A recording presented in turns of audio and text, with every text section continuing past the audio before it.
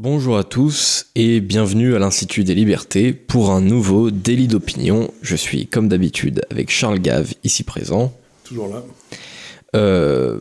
Nous sommes donc quelques jours après le second tour des élections présidentielles, au moment où on tourne cet entretien. Donc Macron a été réélu plutôt largement par rapport à ce qu'on pouvait prévoir dans les sondages. Est-ce que vous avez été surpris déjà par ce score ? Surpris, il a quand même perdu 2 millions de voix. J'ai été surpris par l'absence de réaction du public français à ce qu'a été la présidence Macron, parce que contrairement à ce que j'espérais, les absentéistes ne sont pas venus voter. Et il n'y a pas eu de vote sanction. Et donc j'ai été surpris par le mauvais score de Marine, mais en même temps, le débat avait été tellement ennuyeux, elle avait eu plusieurs occasions de le coincer, elle n'a jamais sauté dessus. Donc, voilà, c'est plutôt... L'impression que j'ai, c'est que les gens qui sont sur le net, qui nous écoutent, étaient tous anti-Macron, et que les gens qui n'étaient pas sur le net, qui regardaient TF1 ou France 2, là, eux, ils étaient au courant de rien et ils ont voté Macron comme s'il avait été un président convenable, quoi. Donc, on avait l'impression qu'il y a deux systèmes d'information en France. D'un côté, le net, où les gens se décarcassent pour savoir ce qui se passe. Et puis l'autre, où dans le fond, les gens sont très contents d'avoir la Pravda et les Izvestia qui leur disent ce qu'il faut penser, comment voter. Donc, mais en même temps, il y en a 25% qui sont là, qui sont ni l'un ni l'autre, ou 27%. Donc c'est très curieux. Pour moi, c'est un vote qui est presque, comment dire, incompréhensible. Parce que c'est... Alors, je ne sais pas pourquoi est-ce qu'ils ont cru à cette histoire de barrage, vous savez tout. Ouais, je pense en partie, il y a eu une baisse nette de Marine Le Pen dans les sondages, ne serait-ce que quelques jours après le premier tour, parce que directement la machine à diabolisation s'est remise en marche. Oui, c'est ce qu'on dit, c'est que les Français sont devenus des castors, ils passent leur temps à faire des barrages, quoi. Moi, j'étais assez surpris quand même de la facilité avec laquelle tous les représentants de la gauche, tous, ont appelé à voter pour Emmanuel Macron. Moi, j'aurais pensé à une forme de nini, c'est-à-dire l'un est aussi dangereux que l'autre. Comme avait fait autrefois, c'était entre Poher et Pompidou, je ne sais plus quoi, qu'il y avait eu un truc comme ça, où la gauche n'avait pas été votée, quoi, c'est tout.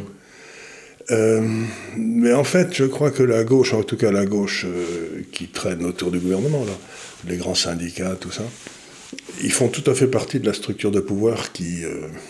ils ont bien envie de la conserver, quoi. Donc, bon, ils sont pas très à l'aise en ce moment du point de vue électoral, mais dans le fond, ça les arrange bien, si vous voulez. Ils continuent à être subventionnés, ils continuent à être payés, ils continuent... Donc, la gauche, c'est plus la gauche, quoi. Et oui. Comme la droite, c'est plus la droite, et ben on n'a plus que les gars qui font partie du système de gouvernement qui votent, et qui votent à gauche ou qui votent à droite. Parce que je dis que vous votiez Juppé ou Fabius.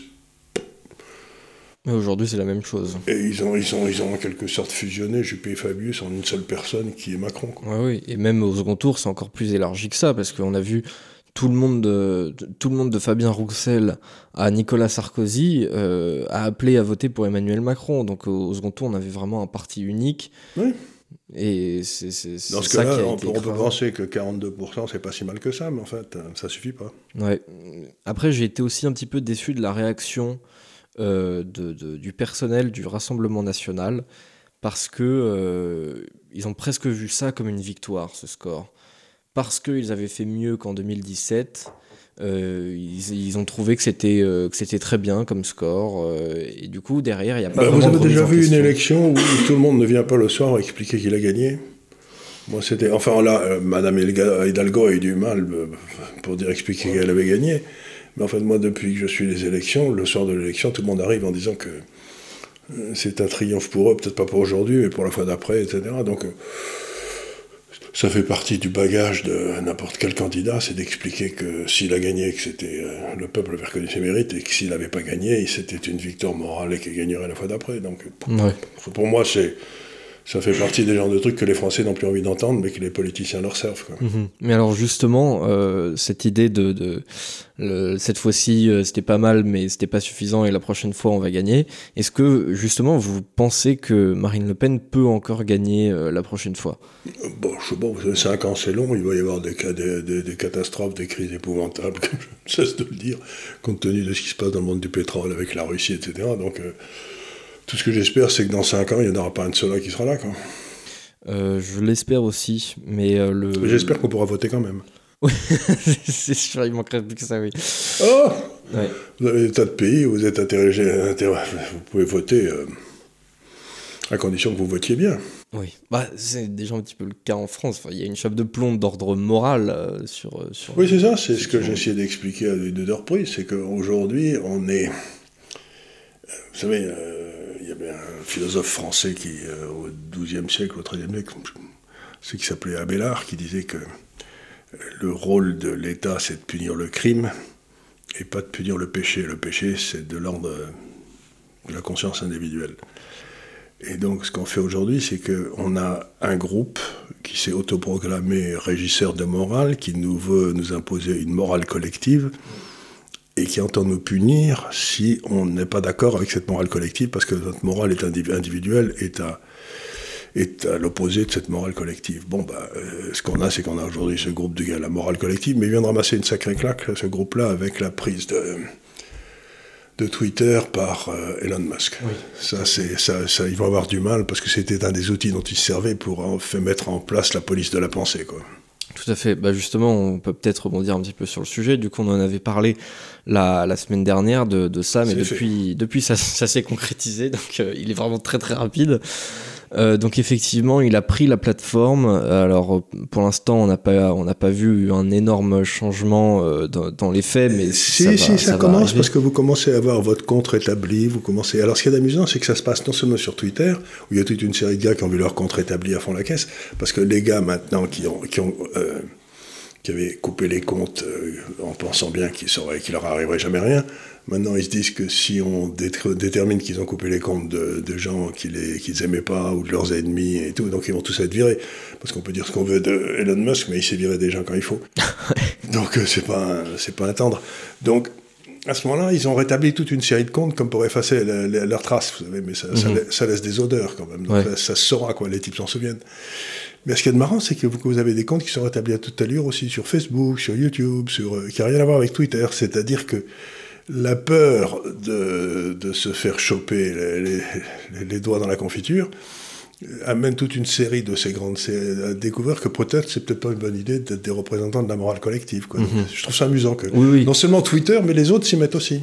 C'est vrai que ça va très vite. On pouvait dans une forme de défaitisme, parce que évidemment on voyait la puissance totale des GAFA. On pouvait se dire voilà, ils sont toujours de plus en plus à gauche, ils censurent toujours de plus en plus la droite. Alors finalement, peut-être que tout est foutu et que on réussira plus à se faire entendre. Il faut arrêter le combat, parce que ça sert à rien. Il faut rejoindre les types qui pensent bien, et votre carrière est assurée. Mais c'est pas sûr, parce que les types qui ont rejoint, par exemple, le pétainisme en 41-42, en étant certains que les Allemands allaient gagner la guerre, à part Mitterrand, ils n'ont pas fait une très belle carrière, quoi. Ouais. Ce que je veux dire, c'est que donc c'est difficile de trahir au bon moment. Hein. Ouais, mais justement, ce qui est intéressant, c'est que alors qu'on pouvait se dire que tout est foutu, là, le mec le plus riche du monde met un stop net en disant non. Non, et il le fait pour des raisons idéologiques, c'est-à-dire qu'il veut avoir des vrais débats d'opinion. Tout à fait. Une petite incidente, là, vous savez, maintenant, ces groupes-là qui nous ont censurés le faisaient pour interdire la propagation de la haine. La haine, c'était Et quand vous remontez dans l'histoire, ceux qui ont monté ce truc d'empêcher les gens de parler parce qu'ils propageaient la haine, c'était l'Union soviétique. C'est elle qui avait monté tous les discours pour empêcher la propagation de la haine, il faut qu'on mette Solzhenitsyn au camp de concentration. Quoi. Donc ça venait directement d'un pouvoir totalitaire, ça s'est imposé chez nous, et à la place de faire une révolution comme l'ont fait les Russes pour pouvoir peut-être de temps en temps dire ce qu'ils pensent, quoique aujourd'hui ils ne sont pas certains, ce qui s'est passé, c'est que c'est le système lui-même qui a permis à Elon Musk de faire une énorme fortune et de se payer Twitter. Il y a quelque chose d'intéressant là-dedans. Oui, tout à fait. Et puis, pareil, on en avait parlé un petit peu, mais en parallèle, on a des chiffres, on a des baisses des chiffres d'affaires de Disney. Oui, Disney, les gens commencent à en avoir marre. Oui. Qui vont vraiment à fond la caisse dans la propagande.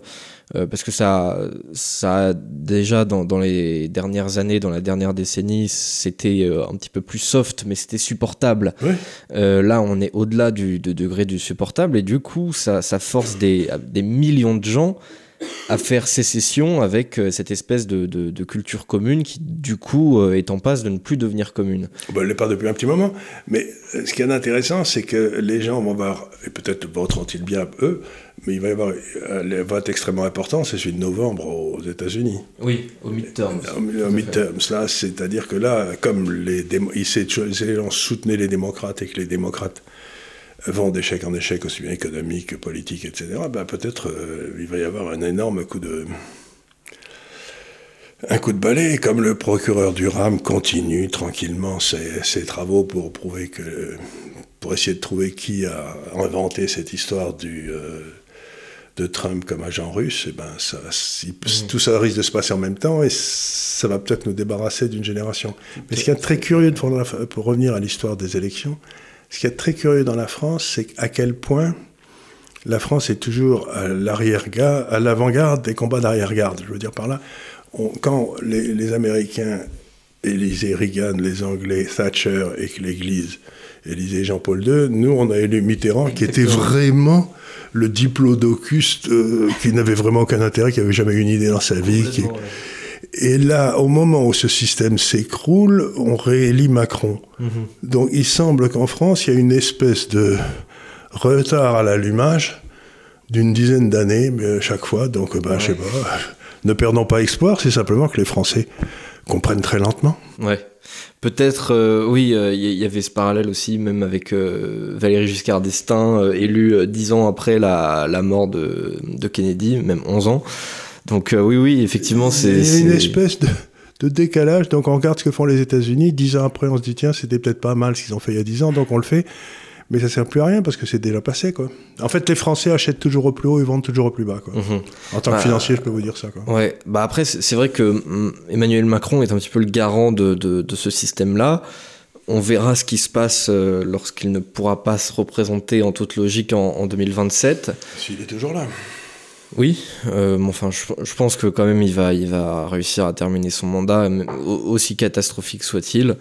Après, j'aurais un petit peu peur, moi, d'une candidature à la Édouard Philippe qui puisse rassurer encore les mêmes gens, et on peut en avoir ensuite pour X années. J'adore ces gens qui se rassurent de déroute en défaite, de défaite en catastrophe. Oui, on fait ça depuis 50 ans. On fait ça depuis 50 ans.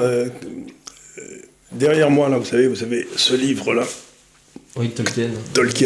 Dans Tolkien, dans Le Seigneur des Anneaux, il y a une histoire que j'adore. Je l'ai relu plusieurs fois, Tolkien, parce que j'ai eu un grand moment Tolkien dans ma vie, quand j'avais une trentaine d'années, je l'ai découvert, j'ai trouvé ça très bien.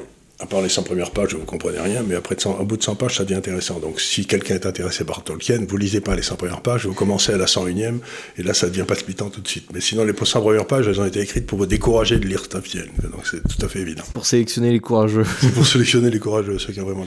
Donc dans Tolkien, vous avez le peuple des... Rohirrim, je crois, non, comme ça. Le peuple, oui, le peuple guerrier, les Rohans. Ouais. Qui sont courageux comme tout et tout. Et ils ont leur roi qui est très vieux, qui est très fatigué. Et il y a un type qui est là, son conseiller, qui a pris le contrôle du roi, plus ou moins, et qui s'appelle The Worms, le ver, le ver de terre, quoi, voilà. Et le ver, il n'arrête pas de dire au roi, vous êtes vieux, vous êtes fatigué, il faut arrêter de vous battre, il faut laisser, on va se faire avoir par les forces du mal, mais lentement, donc tout va bien se passer. Non, ça va pas bien se passer, mais enfin bon, on n'a plus le courage, on n'a plus la force. Et puis il y a le grand mage qui arrive là. Gandalf, tout en blanc, le mage blanc, et qui détruit littéralement le petit bonhomme, et le roi se réveille de sa torpeur et mène ses ses troupes à une énorme bataille, qu'il gagne, mais où il perd la vie, mais il est tout heureux, quoi. Donc, ce que j'essaie de dire aux Français, mais jusqu'à quand vous allez laisser the worms, le ver de terre, faire de vous des non-êtres, vous expliquer que vous êtes vieux, que vous êtes fatigué, que vous n'y arriverez pas, il y a des moments dans notre histoire où on a été un grand peuple, donc il n'y a pas de raison qu'on ne réussisse pas à revenir. Et donc, reprenez courage, quoi. Le courage, c'est la chose du monde la plus difficile, mais c'est pas en étant lâche que vous allez arriver à quelque chose. Ouais. J'aime bien dire quand on me dit que la France est foutue, etc., que tout est foutu, j'aime bien quand même rappeler que au moins une part de France vit à travers nous. Et c'est-à-dire que nous, en tant qu'individus, on peut porter le pays, et tant qu'on existe, le pays continue d'exister, quoi. Donc tant qu'on existe, tout n'est pas foutu. Il n'y avait pas grand monde autour de Charles VII avec Jeanne d'Arc. Quand il était dans sa petite cour, là, vous savez, il y a une petite chanson que j'aime bien en France qui est « Orléans, Beaugency, Notre-Dame de Cléry, Vendôme, Vendôme ». Et ben, c'était le royaume de France. À l'époque, c'était un petit carré, ouais. C'était un petit carré autour de Vendôme, il n'y avait rien, quoi. Et à partir de là, on a reconquis, on est redevenu la France. Bon. Donc, c'est pas... Comment dire ? C'est pas idiot ce que je veux dire, mais les combats les plus beaux sont les plus désespérés, quoi. À partir de maintenant, ça va être rigolo de vous opposer. Oui, à mon avis, ça l'est déjà depuis un petit moment, mais c'est vrai que si c'était trop facile, franchement, ça vaudrait pas le coup. Oui, moi j'ai vu ça avec mon père pendant la Deuxième Guerre mondiale, donc il a été un des rares officiers français en Syrie, il y en avait 500, il a été un des 12 qui a choisi le gaullisme. Donc très bien. En 1945, tout le monde avait choisi le gaullisme, je veux dire, c'était Mitterrand le premier, donc c'est merveilleux de voir à quel point, une fois que la bataille a été gagnée... On se place tous du côté des vainqueurs. Ouais. Oui, il y a très peu de gars qui assument de s'être trompés, quoi. Tout à fait, et nécessairement, si on annonce un vainqueur avant que la bataille soit menée, bah forcément tout le monde a envie de se mettre de ce côté-là. Oui, et je crois que il y a une espèce de lâcheté ambiante incroyable. J'ai un de mes amis, qui est un homme assez influent, etc., qui a fait savoir que lui ne voterait pas Macron de façon publique. Et la société dans laquelle il est a convoqué un conseil d'administration pour qu'il s'explique. Attendez une seconde, je croyais qu'on avait le droit de voter comme on voulait. Non, mais c'est extraordinaire de voir un homme quasiment public convoqué parce qu'il avait indiqué qu'il ne voterait pas Macron. Ouais. Mais dans quel pays vit-on ? Ouais. C'est comme, le journal L'Opinion, par exemple, qui, pendant l'entre-deux tours, a dit ce n'est pas notre rôle d'indiquer pour qui voter, mais quand même, cette fois-ci, on va vous dire qu'il faut voter Macron, parce qu'en face, c'est quand même le fascisme, donc c'est hyper dangereux, quoi. Oui, mais surtout, le journal L'Opinion, il ne resterait pas une seconde s'il ne recevait pas quelques centaines de milliers d'euros de l'État français pour leur permettre de vivre. Si vous voulez, je crois qu'un numéro, avec l'Humanité, c'est le journal le plus subventionné. Ouais. Donc, vous mordez pas la main qui vous nourrit. Ouais, c'est sûr. C'est clair. Surtout quand l'autre parti dit, vous savez, si je suis élu, je vais supprimer toute subvention à la presse et je vais fermer TF1 et je vais fermer France Inter. Bah oui, vous faites pas que des amis dans la presse. Hein. Ouais, c'est sûr. Nous allons avoir bientôt les élections législatives. On en a déjà un petit peu parlé la semaine dernière, mais ça commence à s'éclaircir un tout petit peu maintenant que l'élection présidentielle est faite. De son côté, l'union de la gauche patine un peu, mais ça c'est en Parlement quand même. Ils ont l'air de tous se réunir autour de Mélenchon, on va voir. Oui, j'ai des infos qui viennent du Parti communiste où ils sont pas tous contents pour certaines circonscriptions, mais enfin, Il vaut mieux leur donner quelques circonscriptions gagnables plutôt que les laisser tout seuls, parce que sinon ils vont probablement rien gagner. De l'autre côté, à droite, alors pour les LR, c'est extrêmement clair, c'est pas d'alliance avec Reconquête ou avec le Rassemblement National. Et il y a un petit jeu ensuite entre Reconquête et le Rassemblement National. Reconquête veut absolument l'union des droites, et le Rassemblement National dit pas d'union, sauf peut-être au cas par cas dans certaines circonscriptions. Est-ce que vous pensez que le Rassemblement National a tort de faire cette stratégie ou pas ? Écoutez, moi je vais essayer, vous savez que j'ai soutenu Zemmour au début, puis ensuite je suis arrivé à soutenir à la fin Marine Le Pen, puisqu'elle était au deuxième tour. Si vous voulez vous rassembler avec quelqu'un, il est d'usage d'habitude de ne pas l'attaquer avant. Oui, c'est sûr, oui. Or, comme l'a fort bien dit Louis Alliot, que j'ai reçu ici, donc le maire de Perpignan, il dit ce serait bien si le Reconquête attaquait Macron plutôt que le Rassemblement National. Et quand Zemmour fait son appel à l'Union nationale, il ne peut pas s'empêcher de dire que les Le Pen ont toujours perdu, ils ont perdu 8 fois. Si vous vouliez être sûr que vous n'allez pas faire un accord, j'aurais pas pu trouver mieux, quoi. Non, c'est sûr qu'il y a... Et quel est l'intérêt du Front National de faire monter un parti qui sera son concurrent ? Oui, non, c'est sûr. Et avec lequel vous ne pouvez pas vous entendre, parce que si je... Il y a eu deux problèmes énormes du côté de Reconquête avec lesquels je suis en gros désaccord. C'est d'une part la manière dont on s'est adressé au Rassemblement National, et d'autre part... On les considérait sans aucun doute comme des gros crétins. C'est ça. On aura dit, vous êtes des gros crétins, laissez-nous faire, on est intelligents. Moyennant quoi, ils font 7% et les autres en font 21, quoi, dans voilà. 22. Ça, d'une part, et d'autre part aussi... avoir voulu leur forcer la main avant que l'élection présidentielle soit finie, j'ai trouvé ça extrêmement indélicat, puisque c'est évident que avant que l'élection présidentielle soit finie, on pense pas déjà à faire des alliances aux législatives avec la perspective d'avoir perdu.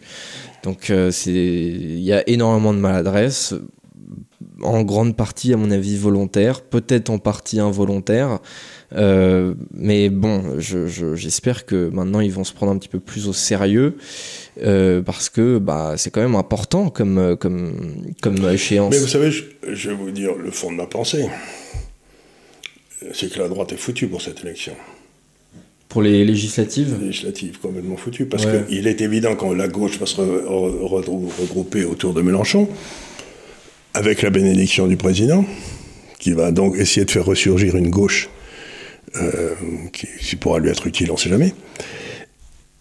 Et c'est puis vous avez les partis de Philippe, là, qui va naviguer en eau trouble.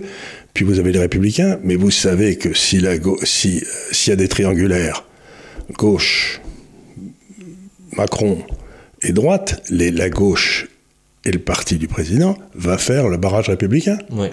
Ouais. C'est-à-dire qu'on va pas gagner, on va gagner trois circonscriptions. Après, si parfois il y a des triangulaires, c'est celui qui arrive en haut qui gagne. Non, s'il y a des règles, mais il n'y en aura pas, parce qu'il y a 2 tours. Donc chaque fois, ils feront celui qui sera numéro 2, celui qui sera numéro 3 dira non. Mettons que vous ayez un RN premier, un mélenchoniste deuxième et un républicain troisième, le républicain s'effacera pour laisser la place à un mélenchoniste. Ouais, c'est ce qu'ils ont fait à chaque fois. Ouais. Et donc on sait qu'on va se faire avoir comme des... On sait qu'on est cuit. Avec ce système électoral, on est cuit. Mais avec ce système, malgré tout, les deux partis ont plus de chances chacun d'avoir des parlementaires s'ils s'allient ensemble. Non, parce que dès le moment où la gauche est reconstituée, et où on maintient ce pacte républicain, vous prenez la gauche qui est à 20%, le gouvernement, le président qui est à 35%, allez, vous faites toujours laminer. Il n'y a pas une circonscription où vous n'allez pas vous faire laminer. Ouais. Donc moi, personnellement, je crois que c'est législatif, c'est foutu. Ouais. Mais pas à cause des bisbilles entre les deux partis, c'est simplement... Pour des raisons structurelles, quoi. Avec ce régime de scrutin uninominal majoritaire à 2 tours, c'est pas difficile. Si vous voulez, je crois, mettons que la droite allait avec Le Pen face à 40% des voix en France, c'est ce qu'on a vu à peu près. Ouais. Bon, enfin, des suffrages exprimés. Ouais. Eh ben, c'est pas nouveau. Et ça fait, aux dernières élections législatives, ils avaient eu 3 députés. Ouais. Avec 40% des voix. Oui, peut-être un peu plus, mais insuffisant pour faire un groupe parlementaire, déjà. Déjà, donc si vous voulez, compte tenu du système uninominal majoritaire à 2 tours, il faut bien que les gens se rendent compte, on est cuit. Oui, non, de toute façon, non, c'est sûr qu'à mon avis, Macron va avoir sa majorité, et ça, de toute façon, ça va être imperturbable. Et que le Parti républicain va continuer de se déshonorer en se précipitant pour faire élire, ce qui va quand même être un paradoxe, il y a tout un tas de cas, ils vont devoir faire élire des gars du parti de Mélenchon. C'est ce qu'on vous a dit cette fois-ci. Toutes les troupes, les cadors vous ont dit il vaut mieux Mélenchon que Marine. Bon, c'est vite vu. Ça veut dire que vous avez 55% ou 50% ou 50%, je sais pas combien, qui ont trouvé une façon d'empêcher 40 ou 45% des Français d'avoir des représentants. Ce qui est gros danger politique. Ouais.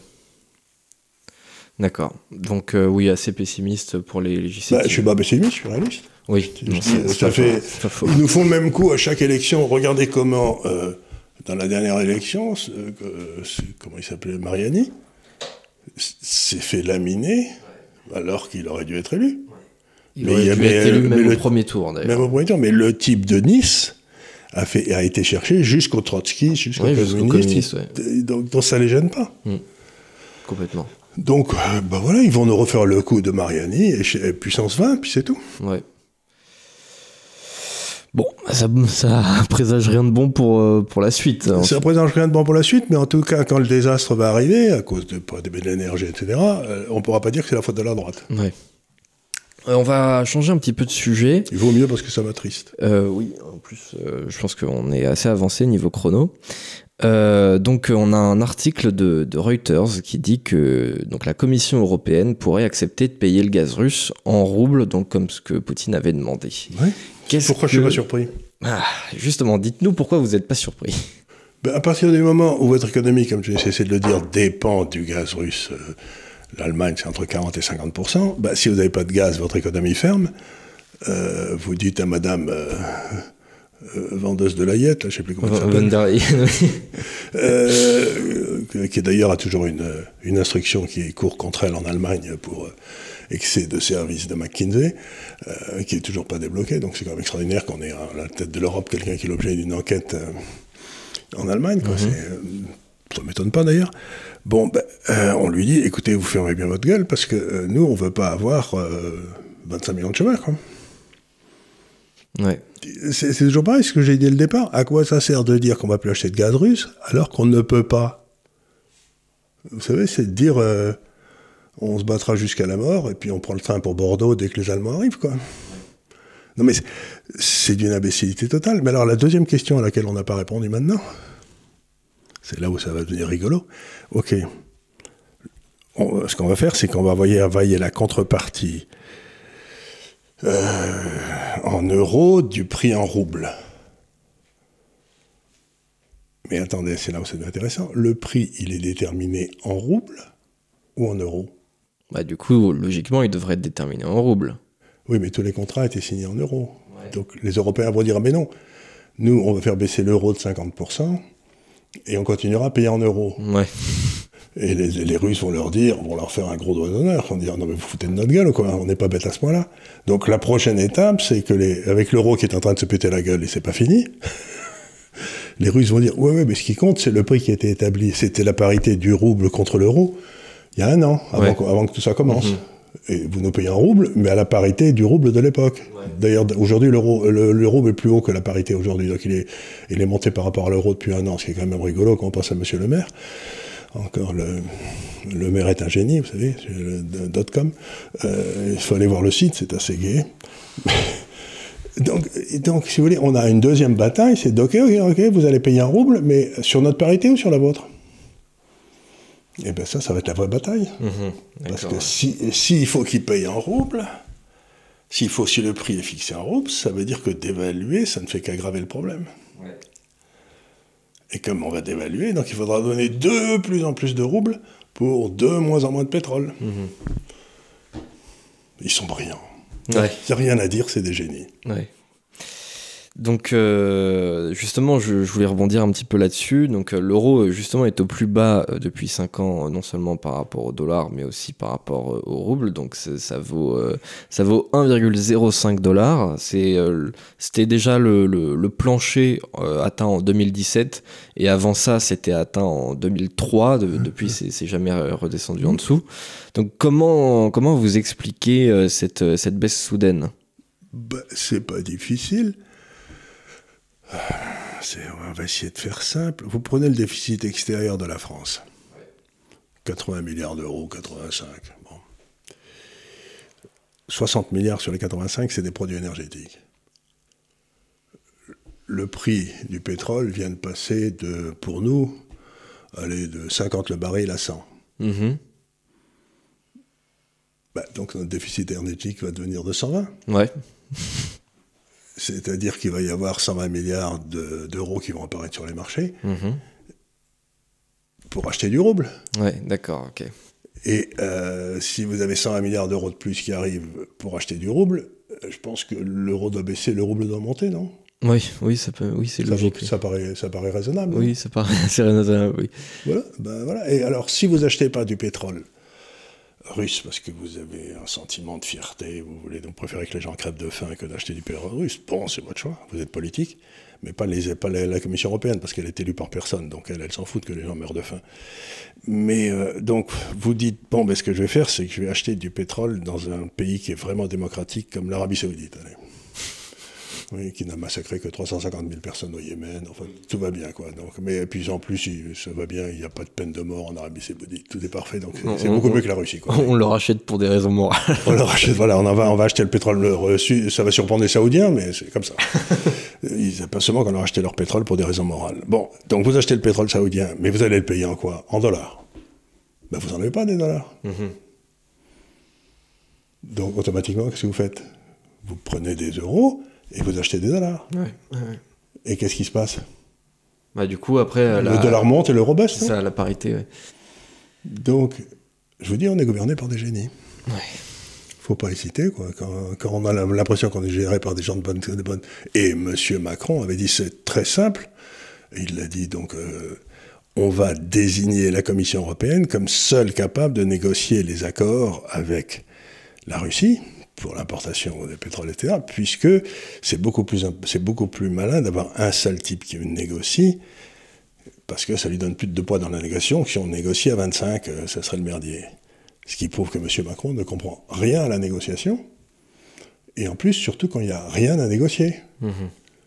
Le type Madame van der Leyen là, va arriver tranquillement, elle va dire, moi je veux payer mon pétrole 70 comme c'était dans les accords, et le type va lui dire, vous savez quoi, moi je vais en vendre vos 70, vous les mettez où je pense, et moi je vous demande 120, et si vous n'êtes pas d'accord, je le vends à l'Inde, je le vends à la Chine, comme il y a une pénurie de pétrole dans le monde à cause de la politique pour sauver Gaïa, là, il n'y a pas de négociation à avoir, un type qui va evictis, vous savez, c'est ce que disait, c'était mort au vaincu. On a mal géré, on a mal vu, les Russes sont en position de force, on est en position de faiblesse, on passe sous les fourches codines et il n'y a rien à dire. Il n'y a pas de négociation possible avec la Russie pour le prix du pétrole aujourd'hui. Il n'y en a pas. Mais alors, étant donné que c'est une parité qui est quand même au plus bas... elle peut aller à 50. L'euro peut aller à 50, il peut s'écrouler. Vous savez, la beauté d'une monnaie, c'est que ça peut tomber jusqu'à la fin des temps. Ouais. C'est pas un truc qui a une valeur intrinsèque. Oui, mais vous, du coup, vous attendez à ce que ça continue de baisser encore ? Oui, beaucoup. Donc on va passer probablement sous le dollar prochainement ?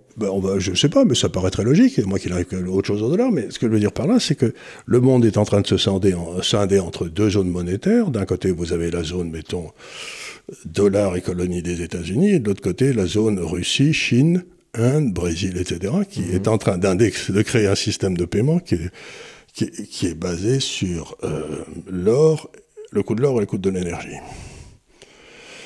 Le coût de l'or et de l'énergie, c'est des trucs réels, donc ça sera des monnaies qui auront un fonds, ce seront des pays qui auront un fonds déflationniste avec une inflation très faible, et nous, avec les fous qu'on a en banque centrale, on aura des pays inflationnistes. Et en général, qu'est-ce qui se passe, c'est que les monnaies désinflationnistes montent par rapport aux monnaies inflationnistes, non? Ouais.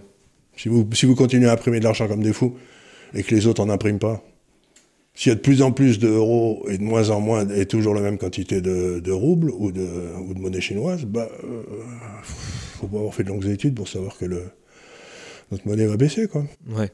Mais alors du coup, pour le petit particulier qui peut avoir peur pour ses finances... ça fait des années que je le dis, n'ayez pas une obligation en France. Oui, ça c'est très clair. Mais ne serait-ce que... Et n'ayez aucune affaire qui fait des affaires avec l'État français. Mais est-ce qu'il faut transformer, est-ce qu'il faut acheter, par exemple en ce moment, ce qui paraît bien par rapport à ce que vous m'avez dit, ça pourrait être d'acheter de l'or avec des euros. Oui, vous pouvez acheter de l'or avec des euros, ça c'est pas mal. Vous pouvez acheter des sociétés très bien gérées à Paris. Il y en a on a fait une liste avec l'Institut des Libertés, j'en ai vu une liste d'une dizaine, qui ont une caractéristique commune, c'est qu'elles n'ont pas un sous-chiffre d'affaires avec l'État français. Ouais. Voilà, comme ça vous êtes tranquille. Parce que si vous avez regardé la façon dont ils ont ruiné EDF, qui était placé de façon inouïe, ils ont quand même réussi à la ruiner. Si vous avez un gars qui siège au conseil d'administration, regardez comment Macron a foutu en l'air Renault, quoi. D'accord, ouais. Donc dès qu'il y a un représentant du gouvernement français au conseil d'administration, vous vendez aussi vite que vous pouvez. Il faut fuir comme la peste, ouais. Mais écoutez, je crois qu'on va en avoir fini. Donc avec pour l'épargnant, qui est quelque chose de très important pour moi, il faut que vous acceptiez maintenant le risque de la volatilité. C'est-à-dire que vous allez acheter des trucs, comme l'or, comme Air Liquide, qui vont monter et baisser beaucoup, et il faut que vous mettiez là-dedans des choses, de l'argent dont vous pensez ne pas avoir besoin pour les années qui viennent. C'est vraiment votre épargne à long terme. Parce que ça se pètera la gueule, ça remontera, ça se pètera la gueule, ça remontera, ça va être extrêmement agité, mais ça vaudra quelque chose. Alors qu'une obligation française, dans 5 ans, ça ne vaudra rien. Donc, vous ne privilégiez pas le truc « Ah, je suis tranquille, ça n'a pas bougé », parce que vous perdrez rien, et puis en une journée, vous perdrez tout. Ouais. Et vous ne pourrez rien faire. Il faut prendre des trucs qui représentent des valeurs réelles, qui sont cotées, justement, Air Liquide, Schneider, L'Oréal, etc. Ça va monter, ça va baisser, mais à l'arrivée, vous aurez quelque chose. Ouais. Parce que si vous achetez une obligation française ou une obligation allemande, ça ne vaudra rien. Donc, si vous achetez de l'or, vous pourrez toujours bouffer pendant une semaine avec une pièce d'or. Hein. Ouais. Ça bouge pas. Ouais. Non, vous devez donner à n'importe quel paysan dans le monde, en Chine, en Italie, en France, au Brésil, etc., vous donnez un Napoléon, le type, il sait ce que c'est, il nourrit vous et votre famille pour une semaine avec un Napoléon. Hein. Donc ça n'a pas changé depuis 20 siècles. D'accord, très bien. Ben écoutez, on va en avoir terminé avec cet entretien. Je crois qu'on est déjà pas mal niveau timing. Donc, comme d'habitude, mettez un pouce en l'air, abonnez-vous à tous nos réseaux sociaux. Venez nous lire. Venez nous lire sur le blog de l'Institut des Libertés, sur le site. On est sur Twitter, on est partout en fait. On est partout. Et on est là pour vous aider. C'est pas idiot, mais on est là pour essayer de vous aider. C'est ça. Donc, je vous remercie. Et je vous dis à la semaine prochaine avec Charles toujours pour un nouveau délit d'opinion. Mais merci beaucoup.